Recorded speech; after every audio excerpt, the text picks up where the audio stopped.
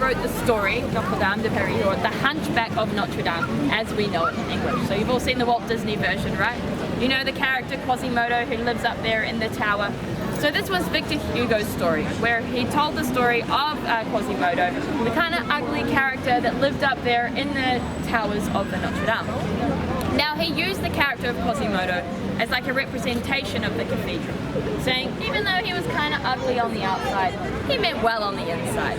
So that's what they were trying to put forth about the cathedral as well, saying even though it kind of got a little bit ugly on the outside, the reason that it was there was for a good reason. It was there for a good purpose. So everybody in Paris, people all over France, were reading the story. And so they were starting to fall back in love with the cathedral again. They realized that it was there for a good thing, and it was there for a good reason. They wanted to keep it there. And so we had some more political changes here in France as well, and religion sort of had a little bit more importance in society. So you'll see after this time that it got one of its biggest facelifts after the time of Victor Hugo. Now Victor Hugo was a hugely inspirational and influential character here in France. So you may know some of his other works. Les Miserables is probably his most famous, the play. But he wasn't just famous for his writing, but he was actually involved a lot in politics as well. So those ideas, those themes that you can see in his works, in his writing, these were also things that he was putting through in the political world as well.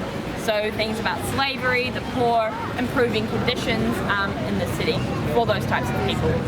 He was so loved by the people here, he was so influential that over 1 million people turned up for his funeral here in Paris. 40,000 people waited up overnight so that they could be in the front row. That's how much they really respected him here in France.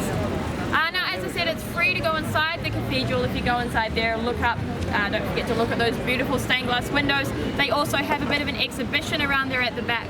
Hopefully it's still there, where it shows you how the Notre Dame has changed over time.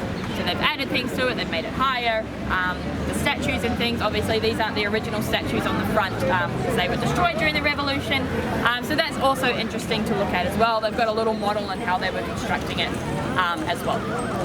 You can also see some people walking around up the top there, so you can go right up there. It's one of the viewpoints. So these are the focal points of where the weight is redistributed in the building, and the reason behind that was to put these stained glass windows in and open up the building more. But as some of you have said, it